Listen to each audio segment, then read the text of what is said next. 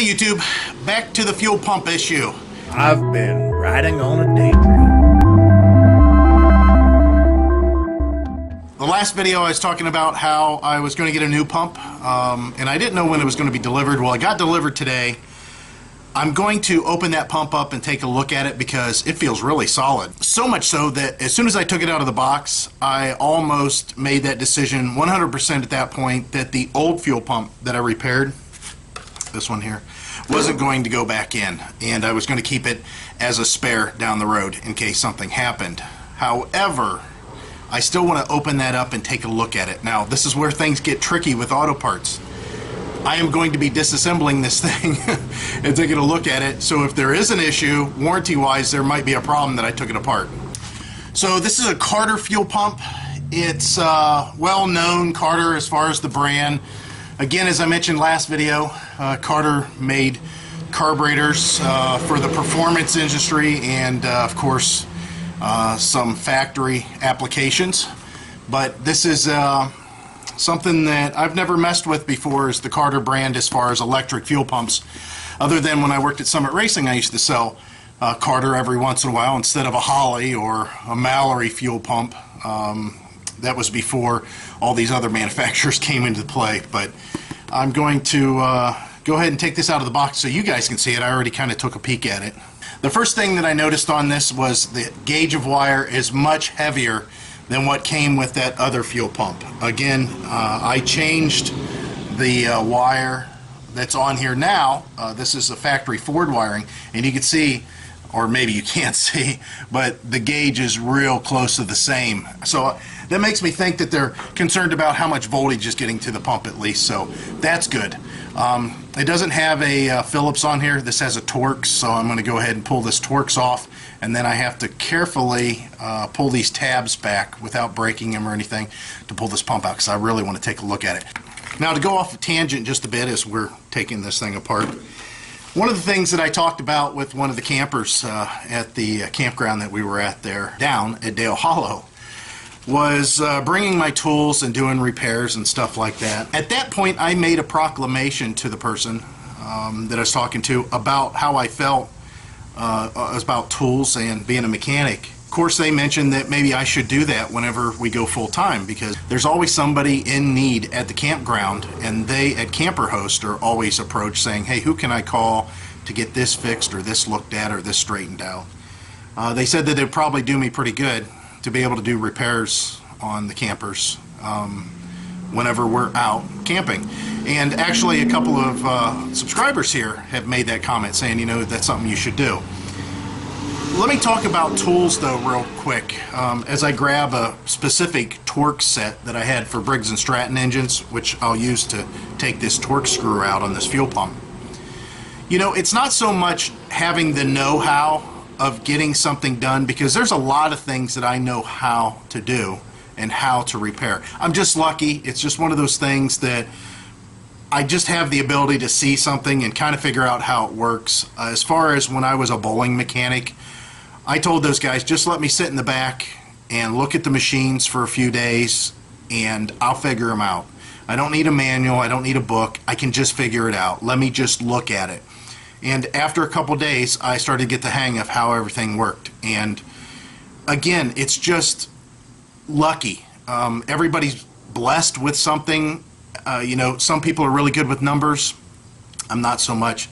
Some people are able to read and write really well. I'm not so much. I don't read hardly at all. I can read. I can comprehend. I just don't care to. And as far as speech and speaking correctly and using the correct terminology and slang, that's not me. I just kind of blurt out whatever comes out of my mouth, and hopefully it's coherent enough that most people can understand it. But as far as mechanics go, it's something I just can look at and just understand. I can take something apart, I can see the way the parts look as far as wear and stuff like that, and I can figure out usually how they go back together, almost always. I don't want to scare anybody that I might work on their stuff, that I'll take it apart and not be sure. The one thing that mechanics, for the most part, have to have is not only the knowledge on how to do it and the ability to want to do it as far as fixing, they've got to have the tools. I mean, there's a lot of times that I have gone places, like in the case of this truck. I don't have a front end alignment machine.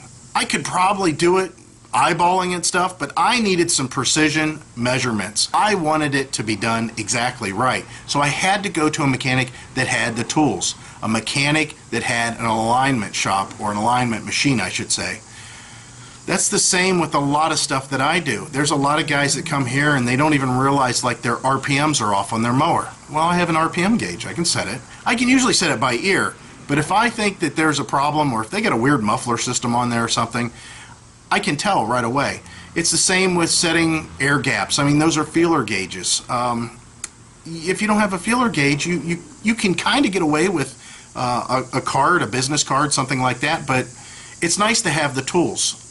There's a lot of fittings and bolts and stuff that you have to get to that's deep inside of places, and if you don't have enough extensions or the right extensions, like wobble extensions or universals, which I don't use universals too much, but if you need to adapt and go down to a smaller extension because it will only fit in a certain area, all those things, you have to have those tools. So whenever I have to consolidate my tools, a lot of you guys might be thinking, well, just bring a basic set of hand tools, you should be able to get a lot of stuff done. And that is true. There is a lot of things that I can get done.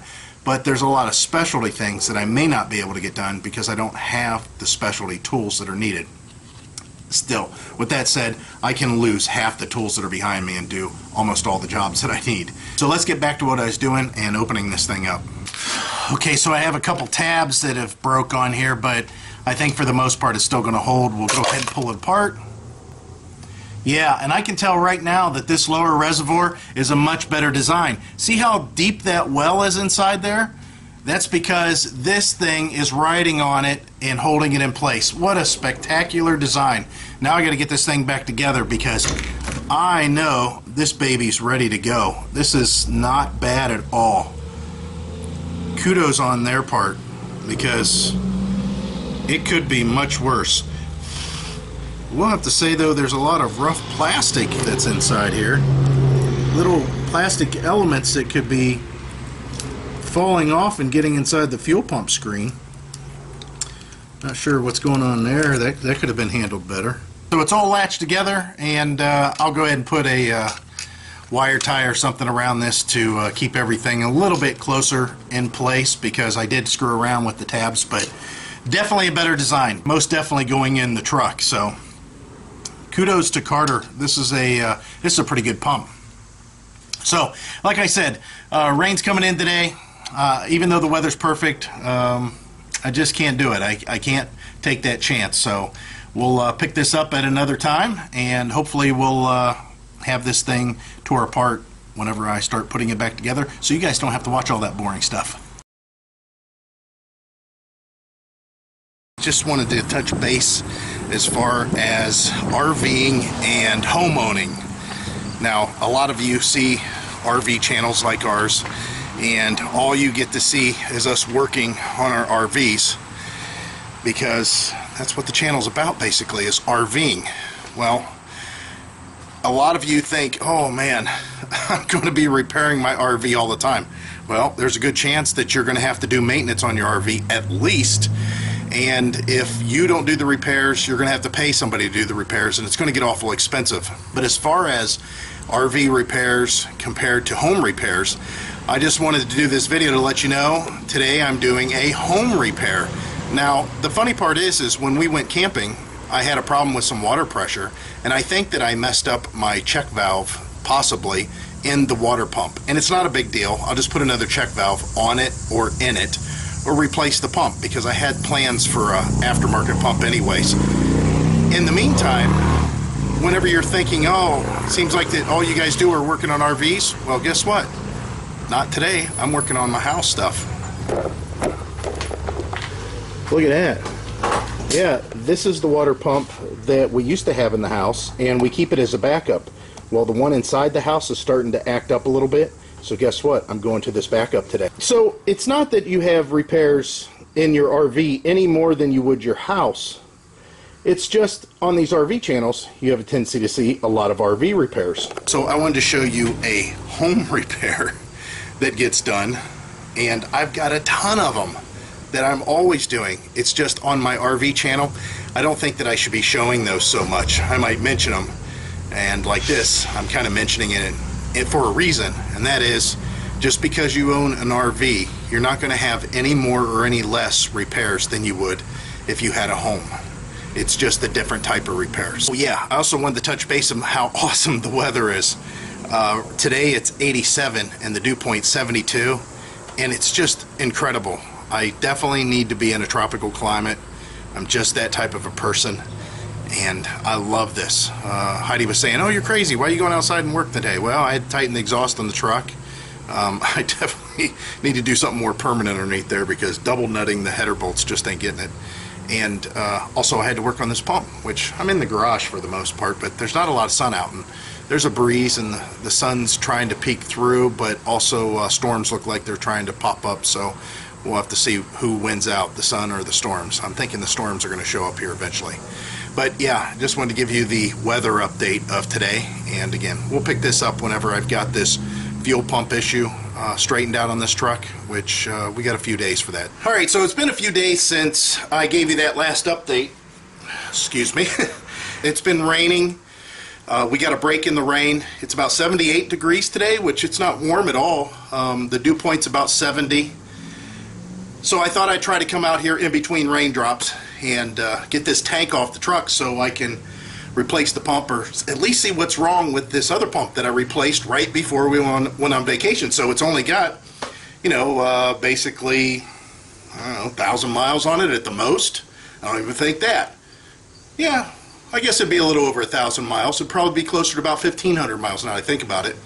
So I'm going to go ahead and open it up, but I do want to show it to you so you guys have an idea, because I have a lot of people that are trying to help out. I appreciate it, guys. But some of you may not know what it looks like.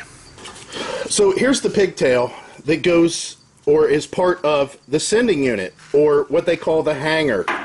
And all this does is transmit the electrical current from outside in the pigtail into the pump and down to the tank. Now you can see there's only two lines that come out. One of these is a return line and one of these is a high pressure line. I don't remember which right now, but I can probably tell you once I've got it opened up. Then up top here, there is a check valve for rollover reasons. Now on top of this check valve is a T for two vacuum lines, or two evap lines. One of them just runs up to the frame, and there's a little check ball inside of it to keep debris out. It's kind of like the breather tube that goes to your axle. And all that does is allow ventilation into the tank, or allow pressure out of the tank, one or the other. And the only way that it really uses that line, though, is if the evap line is an issue. Now on the other side of the T is an evaporative line that goes all the way up to the front of the truck. It then evacuates the vapors from the gas tank into a canister underneath the hood. And when the engine's at optimum operating temperature or conditions, that evap canister is opened up and the engine is allowed to pull the fumes and recycle them in the engine. That's all that's involved here, and of course the filler neck. So nothing has gone wrong here. This is the same as it's always been. The check valve that's in there allows air to go in. I haven't had any problems with that, as far as thinking that it's blocked off or something like that whenever I fill it up. I haven't had any of those problems. And here's the thing, no matter how big this tank is, all the addition that I made is down. So the top of this tank could be the stock 19-gallon tank. It looks exactly like the 19-gallon tank that I took out, except it's deeper. Instead of stopping about right here, it goes all the way down to here. So all of that's the same. So basically, the upper part of the tank, there's nothing that could be going on that's any different than what had happened before. Basically, overall, it's the same as what it was before I extended the tubes. So the upper part. Now, one of you guys, I'm not sure who it is, and I apologize, my brain's sometimes a little bit scattery, had mentioned something about the sending unit might be cracked and leaking. Now, this fuel here that's leaked out is just from when I disconnected the lines. I don't have any cracks or any leaks on the top part of this tank at all. If so, you would see it run down past here, but the little bit that spilled here I wiped off, and that's where I get this shininess, because again, I just sprayed this with undercoating from a bed line or something like that, just to protect it a little bit. So if there is a crack in the line, it's got to be on the underside. So what I'll do is I'll pull this off and I'll inspect it and see if I can find anything at that point. Here's the pump and what it looks like with the extended bracket.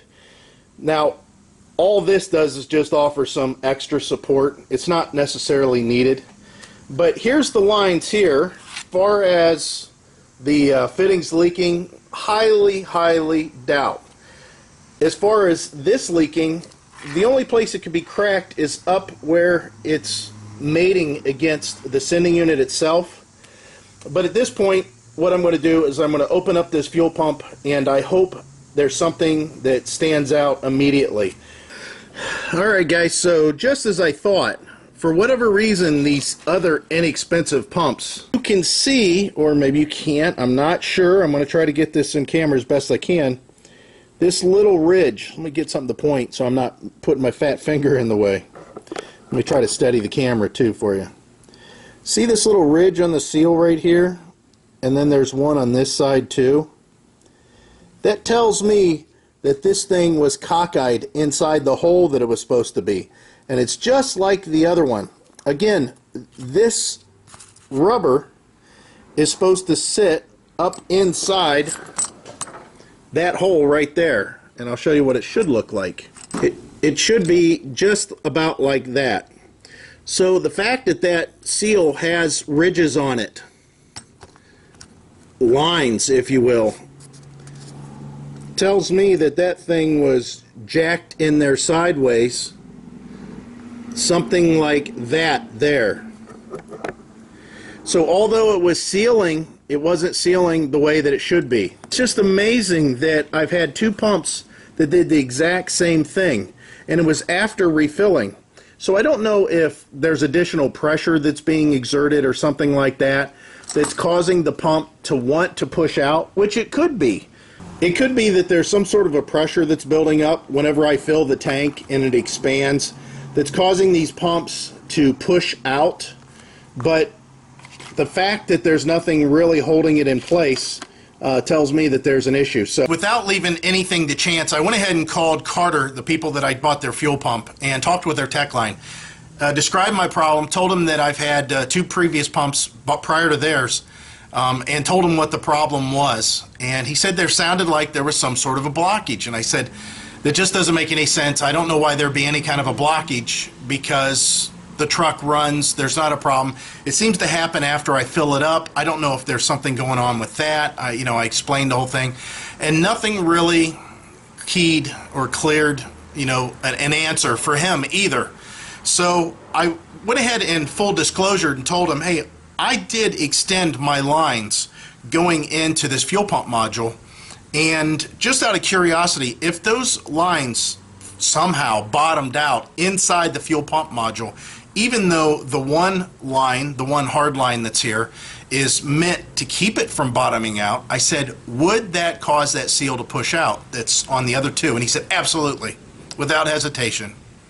And I said, really? And I said, that little pump will do that. And he goes, if you pinch off your fuel line, he goes, if you went and clamped it off, that fuel pump has the potential to pump 70 to 125 psi of pressure.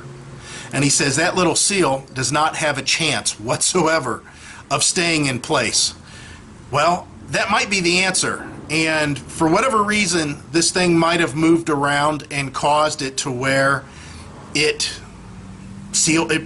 blocked it off. It blocked it off inside those reservoirs where those lines go down into. So, as he suggested, and I was going to do as soon as I heard that, is go ahead and notch the end of the line for both the return and the supply to make sure that they are going to get fuel and the pressure is going to be released, that the pump is pumping regardless.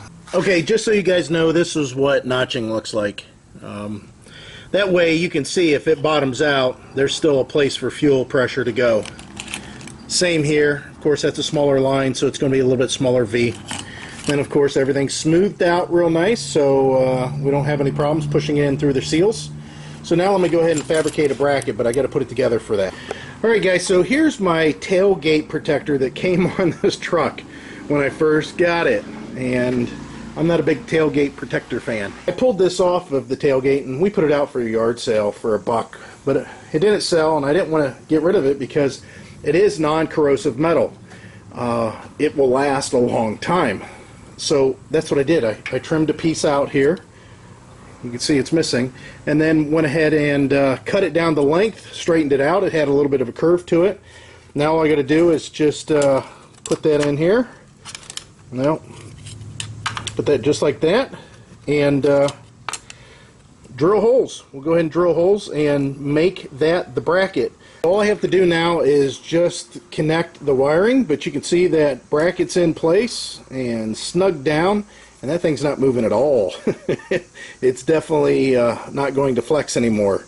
So I'm going to, again, connect the wiring, and I put my signature on there. So I know whenever I put it in, that'll give me the date. And if somebody else finds it after the fact, if I ever sell this thing down the road, maybe they'll get in touch with me if they have any questions. The tank's all back together.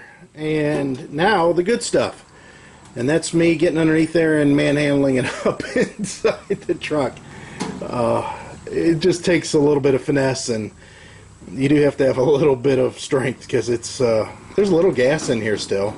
I don't know, maybe half a gallon.